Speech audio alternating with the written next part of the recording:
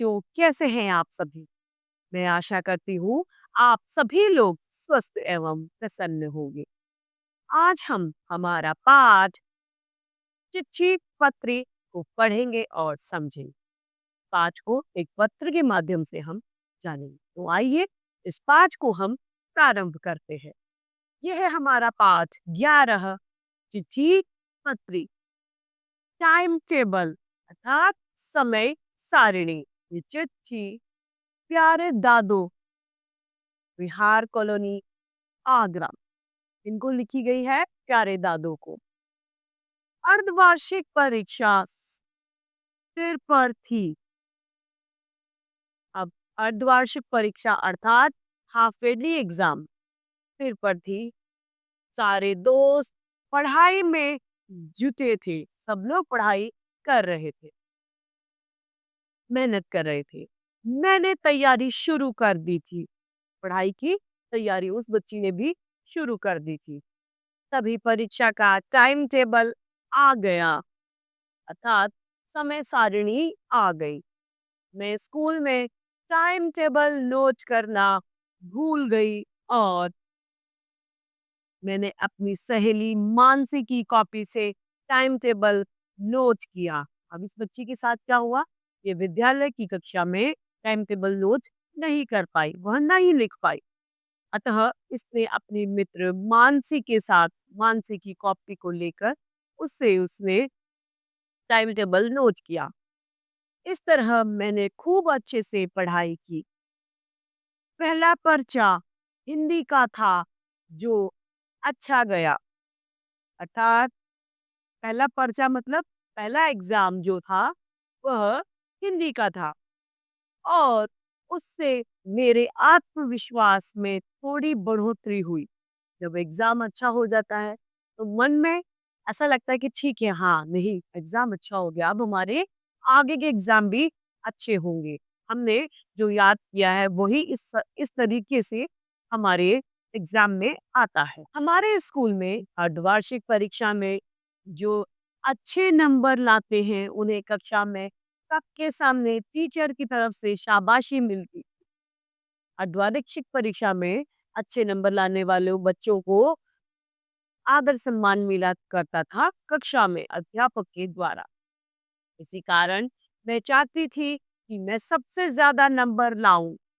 दूसरा पर्चा अंग्रेजी का हुआ। दूसरा पेपर सेकंड पेपर किसका हुआ? इंग्लिश का। उसके बाद रविवार को छुट्टी आ गई, फिर एक दिन का गैप हो गया। अगला पर्चा टाइम टेबल के मुताबिक मंगलवार को होना था और मैंने सोचा कि अब तो 2 दिन की छुट्टी है तो आराम से तैयारी की जा सकती है अर्थात यह आलस में आ गई। इसे लगा कि 2 दिन की छुट्टी है तो मैं आराम से अपना काम कर लूंगी। रविवार देर रात तक मैंने पढ़ाई की और सोमवार को जब 8 बजे सो रही थी तभी फोन की घंटी बजी। क्या हुआ? फोन की घंटी बज जाती है। मम्मी ने फोन पर कुछ सुना और मुझे चिल्लाते हुए कहा कि स्नेहा आज विज्ञान का पेपर है, तू गई नहीं। अब उसकी क्या पता चलता है उसको कि आज विज्ञान का पेपर है और तू गई नहीं। यह सुनकर मैं बिस्तर पर से खड़ी हो गई और पूछा, क्या कह रही हो? अब उसे उसके टाइम टेबल की गर्भ जो गलती थी उसका पता ही नहीं था। मैंने तुरंत अपनी सहेली मानसी के यहाँ फोन किया तो पता चला वो परीक्षा देने गई है। मैंने जल्दी से मुंह धोया और चाय तक पिए न पिए बना स्कूल पहुंची। आधा घंटा लेट होने के बावजूद मैं परीक्षा में तो बैठ गई और पर्चा हो गया। बाद में पता चला कि थोड़ी सी जल्दबाजी में मैंने गलत टाइम टेबल नोट कर लिया था। तब से टाइम टेबल को लेकर मैं ज्यादा ही सतर्क रहती हूँ। स्नेहा, पानीपत।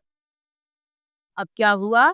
ये गलती इसकी खुद की थी। स्नेहा नाम की बच्ची, इसने जल्दबाजी में जो समय सारणी टाइम टेबल है वह गलत उतारा होता है। अतः वह आधे घंटे लेट अपने विद्यालय पेपर के लिए पहुंची। आधा घंटा उसे लेट हो गया था। तो ये जो चिट्ठी है, यह स्नेहा द्वारा पानीपत से लिखी गई लिखी गई है। और किसको लिखी गई थी? दादो को, जो कहाँ पर लिखी गई है? बिहार कॉलोनी, आगरा।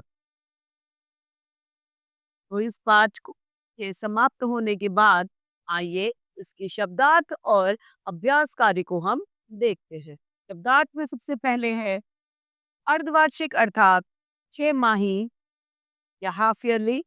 टाइम का मतलब समय, पर्चा अर्थात पेपर, नंबर मतलब अंक, स्कूल मतलब विद्यालय। अब है अभ्यास कार्य। बातचीत के लिए बताओ क्या पढ़ा। क, पत्र में किस टाइम टेबल की बात की गई है? पत्र में अर्धवार्षिक परीक्षा के टाइम टेबल की बात की गई है। ख, हमें टाइम टेबल के अनुसार पढ़ाई क्यों करनी चाहिए? क्योंकि टाइम टेबल के अनुसार ही हमारी परीक्षा होती है, अतः हमें टाइम टेबल के अनुसार ही पढ़ना चाहिए। ग, नेहा क्या बोल गई थी?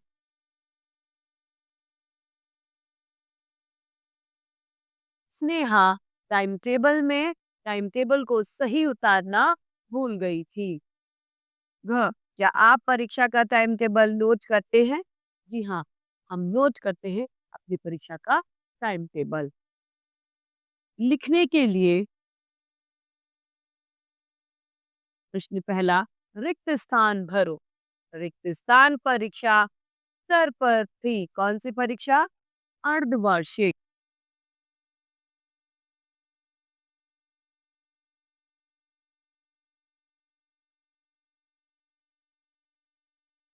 हाँ, नेहा स्कूल में रिक्त स्थान नोट करना भूल गई। Time table.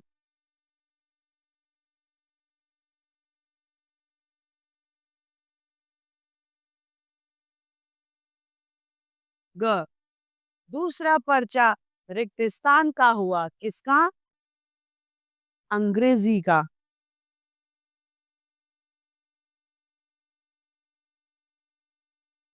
घ, अगला पर्चा टाइम टेबल के रिक्त स्थान मंगलवार को था। किसका था?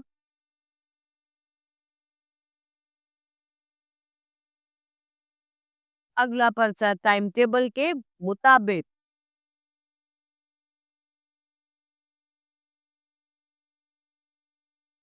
मुताबिक अर्थात हिसाब से या अनुस्वार। ड, मैंने तुरंत अपनी सहेली मानसी के यहाँ रिक्त स्थान क्या किया? उसमें फोन।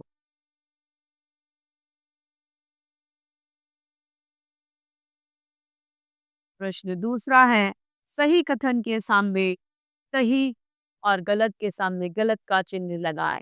क, स्नेहा ने टाइम टेबल ठीक नोट किया नहीं। ख, स्नेहा ठीक समय पर पर्चा देने पहुंच गई थी। नहीं, वह आधे घंटे लेट पहुंची। ग, दूसरा पर्चा अंग्रेजी का हुआ। जी हाँ। घ, स्नेहा के पिता ने स्नेहा को उठाया नहीं, कि माँ ने उसे उठाया। ड, स्नेहा 8 बजे तक सो रही थी। तीसरा, निम्नलिखित प्रश्नों के उत्तर दीजिए। क, कौन सी परीक्षा चल रही थी? अर्धवार्षिक परीक्षा चल रही थी। ख, नेहा ने क्या किया? नेहा ने गलत टाइम टेबल उतार लिया। ग, शाबाशी किसे दी जाती थी? अर्धवार्षिक परीक्षा में अच्छे अंक प्राप्त करने वाले विद्यार्थियों को शिक्षकों द्वारा कक्षा में शाबाशी दी जाती थी। घ, नेहा को कौन कौन से पर्चे का कैसे पता चला? नेहा को एक टेलीफोन द्वारा अपनी माँ के द्वारा विज्ञान के पर्चे का पता चला। ड, नेहा परीक्षा में कैसे और कब पहुंची? नेहा परीक्षा में बिना चाय पिए आधे घंटे लेट पहुंची। अब है बहुविकल्पीय प्रश्न, जिसमें हमें सही के सामने सही का चिन्ह लगाना है। पहला, सब दोस्त जुटे हुए थे पढ़ाई में, लड़ाई में या सैर सपाटे में, तो पढ़ाई में। दूसरा, स्नेहा ने किसके मुताबिक पढ़ाई की? टाइम के, टाइम टेबल के, टाइम टाइम के, टाइम टेबल की। तीसरा, स्नेहा परीक्षा में कितने घंटे देरी से पहुंची? 1 घंटे, आधा घंटे या 3? वह आधे घंटे परीक्षा में लेट पहुंची थी। अब है शब्दों का खेल। विलोम शब्द लिखना है, अर्थात उल्टा अर्थ प्रकट करने वाला लिखना है। क, अगला का पिछला।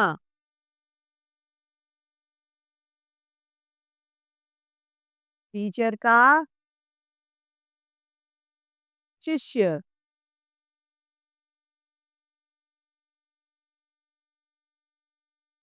रात का दिन।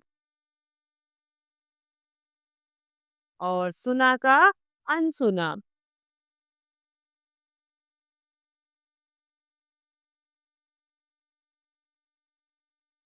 अब है यहाँ पर हमें वाक्य शुद्ध करके लिखने हैं। क, परीक्षा सिर पर थी और सारे दोस्त लड़ाई कर रहे थे। लड़ाई नहीं, पढ़ाई।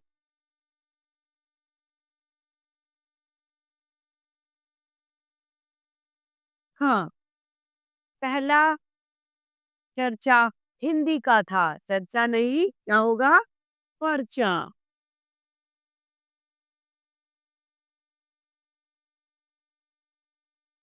ग, टीचर शाबाशी देते हैं। टीचर की जगह क्या आएगा? अध्यापक।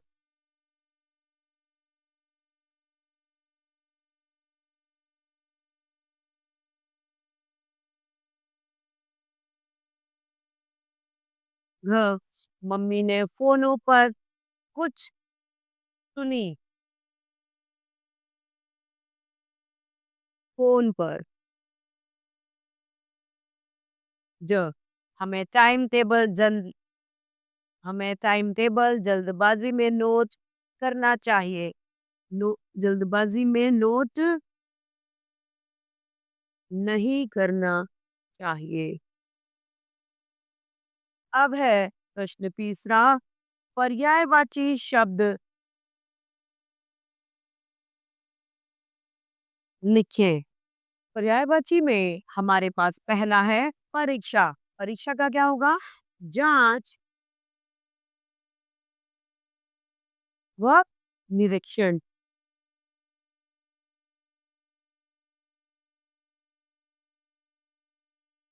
ख है दिन का, दिवस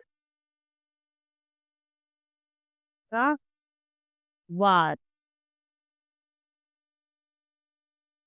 ग है सहेली, मित्र व सखा, सखी।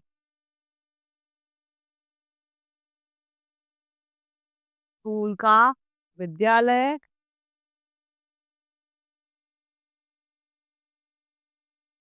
विद्यापीठ।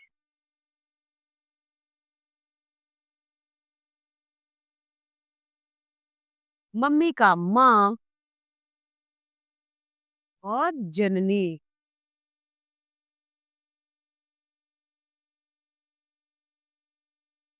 अब है हमारे पास में प्रश्न 4। संज्ञा के स्थान पर आने वाले शब्द सर्वनाम कहलाते हैं। वाक्यों से सर्वनाम शब्द छाट कर लिखिए। अब संज्ञा क्या है? संज्ञा शब्द क्या है? किसी व्यक्ति, वस्तु, स्थान, भाव का बोध कराने वाले शब्द संज्ञा शब्द है। अब इन शब्दों के स्थान पर जो आते हैं वे सर्वनाम कहलाते हैं। तो यहाँ पर जो वाक्य दिए गए हैं उनमें से हमें सर्वनाम शब्द छाट कर लिखने हैं। तो क है मेरे भाग्य में क्या लिखा है? उसमें मेरे।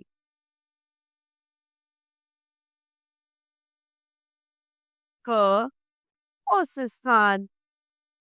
उस समय वह हवा में उड़ गई।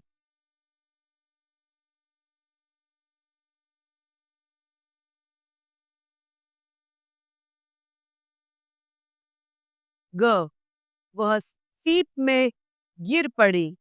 वह, उसे मोती बनाने का अवसर मिला।